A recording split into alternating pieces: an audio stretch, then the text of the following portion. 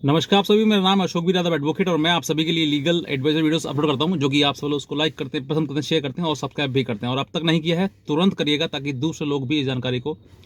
समझ सकें और अपने केस में इस जानकारी का इस्तेमाल कर सकें।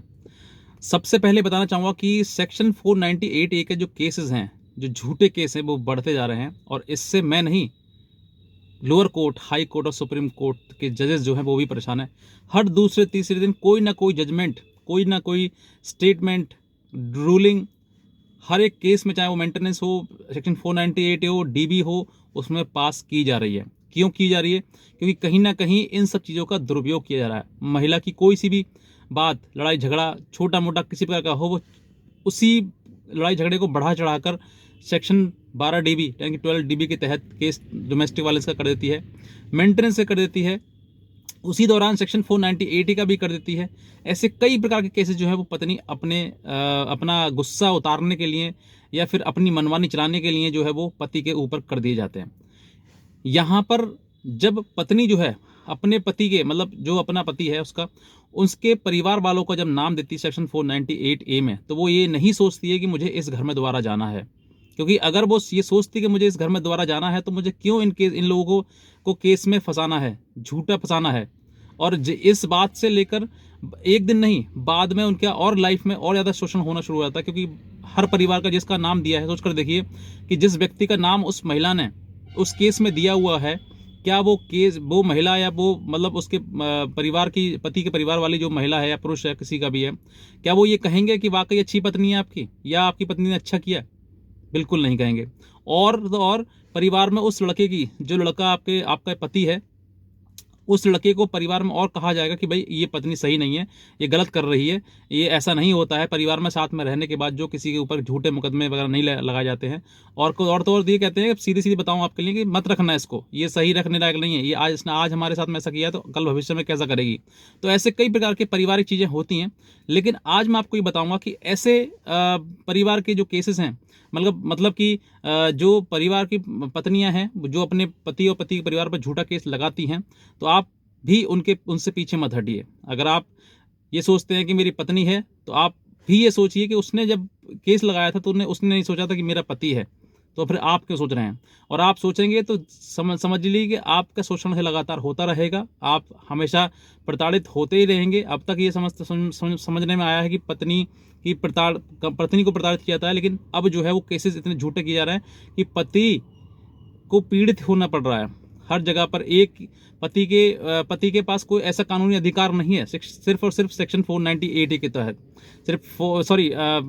सेक्शन 9 जो है वो हिंदू मैरिज एक्ट के तहत बस वही केस है उसके पास लगाने के लिए पत्नी के ऊपर, वरना कोई केस नहीं है जो कि लगाया जाता है। बस पत्नी जो है वो एक नहीं, कई प्रकार के पति के पूरे परिवार वालों को पीड़ित कर दिया जाता है, और पति के पूरे परिवार वाले जो है वो कोर्ट कचहरी भागते फिरते हैं।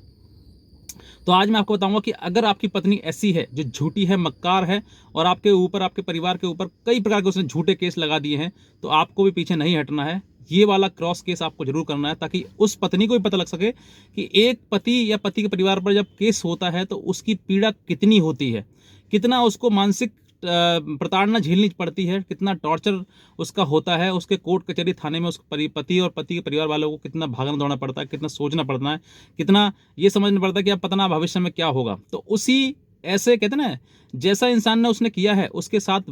हूबहू वैसा ही करना चाहिए, ताकि उसको भी समझ में आ सके कि वाकई मेरे साथ में जो मेरी पत्नी ने ऐसा किया है, तो मुझे भी ऐसा करना चाहिए। तो अब मैं आपको बताता हूँ कि आपको वो कौन सा क्रॉस केस है जिसके तहत जिसको आपको करना चाहिए। और ताकि पत्नी की और पत्नी के परिवार वालों की, जो उसको उकसाते हैं, जो उसको कहते हैं कि भाई नहीं तुम केस करो, तुम ये करो, तुम वो करो, तो ऐसा करवाने वाले जो लोग होते हैं उनके परिवार वाले होते हैं, उनके सास ससुर साले वगैरह ये सब कुछ होते हैं परिवार में, माता पिता भाई वगैरह। वो नहीं समझाते कि भाई बेटी को जाना चाहिए ससुराल में, उसका रहना चाहिए वहीं पर। अब उसका हमने जब जीवन में कन्यादान कर दिया है तो उसको वहीं रहना चाहिए, चाहे वो जिए मरे, जैसे चाहे अपना जीवन व्यतीत करे, उसको वहीं रहना चाहिए। लेकिन कहीं ना कहीं उसको तो कुछ कह नहीं कहते हैं, लेकिन पति का जो परिवार जो है सब वो गलत है हर प्रकार से। जो तो आज मैं आपको बताऊंगा कि कौन सा सेक्शन है जो आपको अप्लाई करना चाहिए। क्योंकि पत्नी जब पति के घर से जाती है तो पत्नी या तो झगड़े करके जाती है या फिर पत्नी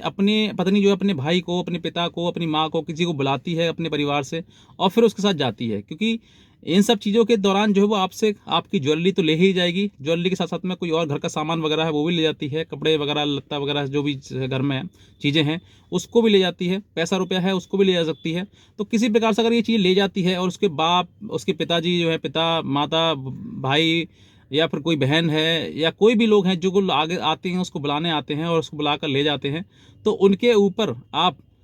लूट, चोरी का केस कर सकते हैं आप, ताकि आप उन लोगों को भी पता लग सके। इसमें सेक्शन आईपीसी का जो सेक्शन है 380, 379, 392 ऐसे आप केसेस जो है वो उनके लगा सकते हैं, जिसके आधार पर उनको उनको भी कोर्ट कचहरी के चक्कर लगाने पड़े, ताकि वो भी उनको समझ में आ सके कि वाकई हमने जो है इस तरह की चीज़ें करी है तो हमें उसका दंड मिल रहा है। क्योंकि हमारी बेटी ने भी उन पर केस किए हुए हैं, तो हमारे ऊपर भी उसने केस कर दिया है। तो ये जब आप करोगे तो आप उसको ही पता लगेगा, उसके घर में जब वो घर में रहेगी ना, जिस घर में अपने मायके में वो रहेगी, तो उसके माँ बाप भी उसको कहेंगे कि भाई तुम्हारे वजह से हमारे ऊपर आज केस लगा हुआ है, अगर तुम ऐसा नहीं होता, तुम्हारे हाथ में दोनों बीच में झगड़ा नहीं होता,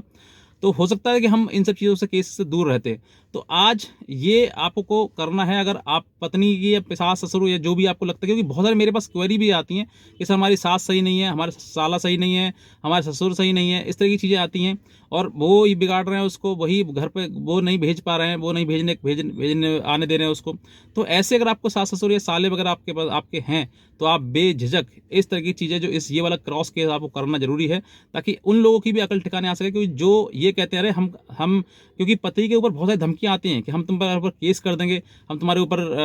दहेज का केस लगा देंगे, तुम्हारी ज़मीन बिकवा देंगे, तुम्हारा घर बिकवा देंगे, तुम्हें रोड पर ला देंगे, इस तरह की चीज़ें जो है वो बहुत सारी धमकियां आती हैं। और आज जब धमकी आपको आ रही है तो आप भी पीछे मत हटिए, क्योंकि जिस समय पर आपकी पत्नी ने आपके ऊपर केस लगा रही थी, आपके परिवार के ऊपर केस लगा रही थी, उसने नहीं सोचा कि मेरा परिवार है, मेरा पति है, मेरे पति के घर वाले हैं, तो उनको भी दर्द होगा, उनको भी बुरा लगेगा। तो आपको क्यों सोचना है? क्योंकि ऐसे मेरे पास, मैं भी कहता हूँ कि पति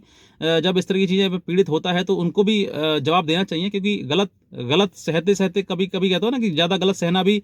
गलत होता है। गलत करना तो गलत होता ही होता है, लेकिन गलत को सहना भी गलत होता है। तो आप गलत बिल्कुल मत सहिएगा। अगर आपके साथ में गलत हो रहा है या ऐसी कोई झूठे आपके ऊपर केस लगाए जा रहे हैं, तो आप भी उसके ऊपर सच्चा केस लगाइए, ताकि उन लोगों की भी अकल समझ में आ सके, ठिकाने आ सके, ताकि उनको भी पता लग सके कि एक मुकदमा होने के बाद जो है कितना दर्द सहना पड़ता है, कितना कोर्ट कचहरी के चक्कर लगाने पड़ते हैं, कितनी जमानत में पैसे खर्च होते हैं, कितने लोग इकट्ठे करने पड़ते हैं कि आप हमारी जमानत लीजिए, कितना